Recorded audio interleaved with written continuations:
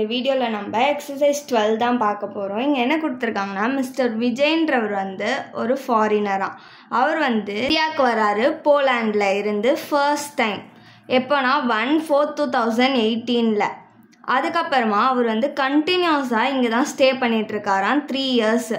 அதுக்கப்புறம் திரும்ப ஃப்ரான்ஸுக்கு போகிறாரு. என்னைக்குன்னா 1/4/2021. நெக்ஸ்ட்டு திரும்ப இந்தியாவுக்கே வராரு. எப்போனா 1/7/2021. திரும்ப போலாண்டுக்கு போகிறாரு. 1/12/2022.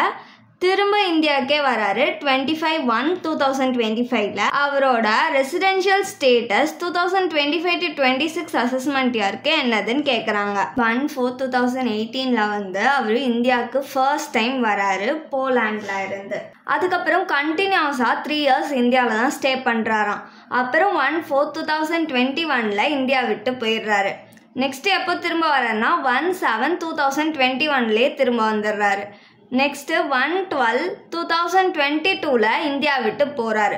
அப்புறம் எப்போ திரும்ப வராருன்னா 25/1/2025 திரும்ப வராரு.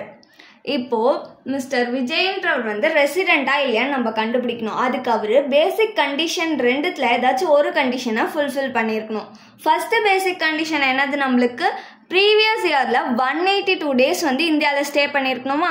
ஸ்டே பண்ணியிருக்காரான்னு பார்க்கலாம். 25 ஜான்வரி அப்போ வந்திருக்காரு. ஜான்வரின்றது நம்மளுக்கு ப்ரீவியஸ் இயரில் தான் இருக்குது. ஸோ ஜான்வரி 25 இருந்து மார்ச் 31 வரைக்கும் இந்தியாவில் தான் இருந்திருக்காரு. டேஸை கேல்குலேட் பண்ணலாம். ஜான்வரியில் மொத்தமாக 31 டேஸாக -24 பண்ணோன்னா நம்மளுக்கு 7 டேஸ் கிடைக்கும். ஜான்வரியில் அப்போ 7 டேஸ் இந்தியாவில் இருந்திருக்காரு. நெக்ஸ்ட்டு ஃபெப்ரவரியில் 28 டேஸ் ப்ளஸ் மார்ச்சில் 31 டேஸ். இது எல்லாத்தையும் நம்ம ஆட் பண்ணோன்னா நம்மளுக்கு 66 டேஸ் கிடைக்கும். அப்போ இவர் 182 டேஸை விட கம்மியாக தான் இந்தியாவில் இருந்திருக்காரு. அதனால இவர் ஃபர்ஸ்ட் பேசிக் கண்டிஷனை சாட்டிஸ்ஃபை பண்ணலை. இது நம்ம வேர்டிங்ஸில் எழுதிக்கலாம். First basic condition under section 6 of 1K 182 days previous இயரில் ஸ்டே பண்ணணுன்ற கண்டிஷனை இவர் சாட்டிஸ்ஃபை பண்ணலை. செகண்ட் பேசிக் கண்டிஷனை இவர் சாட்டிஸ்ஃபை பண்ணியிருக்காரான்னு பார்க்கலாம். செகண்ட் பேசிக் கண்டிஷன் நம்மளுக்கு என்னது, ப்ரீவியஸ் இயரில் 60 டேஸ் ஸ்டே பண்ணணுமா? இவர் 60 டேஸ்க்கு மேலே ஸ்டே பண்ணியிருக்காரு. நெக்ஸ்ட் என்னது, 4 ப்ரிசீடிங் ப்ரீவியஸ் இயரில் 365 டேஸ் ஸ்டே பண்ணியிருக்கணுமா இந்தியாவில்? 4 ப்ரிசீடிங் ப்ரீவியஸ் இயர்னா April 1, 2020 இருந்து March 31, 2024 வரைக்கும். இதில் ஃபர்ஸ்ட் டைம் அவர் இந்தியாவுக்கு எப்போ வந்திருக்காருன்னா 1 April 2018 3 இயர்ஸ் இந்தியாவில் தான் ஸ்டே பண்ணியிருக்காராம். April 1, 2020 இருந்து March 31, 2021 வரைக்கும் அவர் இந்தியாவில் தான் இருந்திருக்காரு. அவர் எப்போ இந்தியா விட்டு போறாருன்னா April 1 அன்னைக்கு தான் போறாரு. நம்மளுக்கு March 31, 2021 இந்த இயர் முடிஞ்சிருச்சுல. அப்போ இங்கே 365 டேஸ்மே இந்தியாவில் தான் இருந்திருக்காரு. நெக்ஸ்ட் 2021 to 22 இதில் அவர் April 1 அன்னைக்கு இந்தியா விட்டு போயிடுறாராம். ஸ்டார்டிங் நம்மளோட இயர் ஸ்டார்டிங்லேயே அவர் இந்தியா விட்டு போயிடுறாரு. எப்போ திரும்ப வராருன்னா July 1, 2021 வந்துடுறாராம். அப்போ July 1 இருந்து March 31, 2022 வரைக்கும் அவர் இந்தியாவில் தான் இருந்திருக்காரு. டேஸ் கால்குலேட் பண்ணலாமா? ஜூலையில் மொத்தமாக 31 டேஸ் ப்ளஸ் ஆகஸ்ட்லேயும் 31 டேஸ் ப்ளஸ் செப்டம்பரில் 30 டேஸ் ப்ளஸ் அக்டோபரில் 31 டேஸ் ப்ளஸ் நவம்பரில் 30 டேஸ் ப்ளஸ் டிசம்பரில் 31 டேஸ் ப்ளஸ் ஜான்வரியில் 31 டேஸ் ப்ளஸ் ஃபெப்ரவரியில் 28 டேஸ் ப்ளஸ் மார்ச்சில் 31 டேஸ். இது எல்லாத்தையும் ஆட் பண்ணோன்னா நம்மளுக்கு 274 டேஸ் கிடைக்கும். 2021 to 23 மொத்தமாக 274 டேஸ் ஸ்டே பண்ணியிருக்காரு இந்தியாவில். நெக்ஸ்ட்டு எப்போ இந்தியா விட்டு போகிறாருன்னா 1/12/2022 போகிறாரு. நம்மளுக்கு இங்கே இயர் April 1 ஸ்டார்ட் ஆகுது. அப்போ April 1 December 1 வரைக்கும் அவர் இந்தியாவில் தான் ஸ்டே பண்ணியிருக்காரு. டேஸ் கால்குலேட் பண்ணலாமா? ஏப்ரலில் மொத்தமாக 30 டேஸ், ஏப்ரலுக்கு அப்புறம் மேல 31 டேஸ், ஜூனில் 30 டேஸ், ஜூலையில் 31 டேஸ், ஆகஸ்ட்லேயும் 31 டேஸ், செப்டம்பரில் 30 டேஸ், அக்டோபரில் 31 டேஸ், நவம்பரில் 30 டேஸ், டிசம்பரில் 1 டே மட்டும் ஸ்டே பண்ணியிருக்காரு. இப்போ இது எல்லாத்தையும் கால்குலேட் பண்ணோம்னா நம்மளுக்கு 245 டேஸ் வந்து இருந்திருக்காரு. 2022 to 23ல மொத்தமாக 245 டேஸ் வந்து ஸ்டே பண்ணியிருக்காரு. அப்புறம் அவர் வந்து எப்போ வந்திருக்காருன்னா இந்தியாவுக்கு 2025ல தான் வந்திருக்காரு. அப்போ 2023 to 24 ஃபுல்லாக அவர் இந்தியாவில் இருக்கல. ஸோ நில்.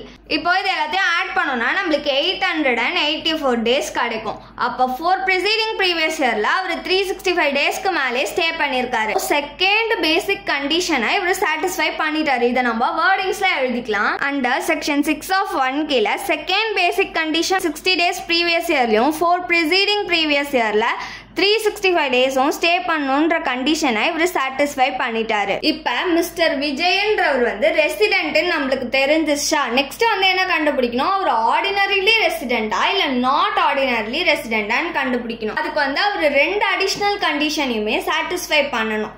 ஃபர்ஸ்ட் அடிஷ்னல் கண்டிஷன் என்னது, 10 ப்ரிசீடிங் ப்ரீவியஸ் இயர்ல அவர் 2 இயர்ஸ் இந்தியாவில் ஸ்டே பண்ணிருக்கணுமா. 10 ப்ரிசீடிங் ப்ரீவியஸ் இயர்னா April 1, 2014ல இருந்து நம்மளுக்கு March 31, 2024 வரைக்கும் 10 ப்ரிசீடிங் ப்ரீவியஸ் இயர். இதில் அவர் ஃபர்ஸ்ட் டைம் எப்போ இந்தியாவுக்கு வந்திருக்காரு, April 1, 2018ல வந்திருக்காரு. வந்து 3 இயர்ஸ் வந்து இந்தியாவில் தான் ஸ்டே பண்ணியிருக்காரு. அப்போ 2018 to 19 வந்து இந்தியாவில் தான் இருந்திருக்காரு 365 டேஸ். நெக்ஸ்ட் 2019 to 20 அவர் இந்தியாவில் தான் இருந்திருக்காரு 366 டேஸ். 2020ன்றது நம்மளுக்கு லீப் இயர்.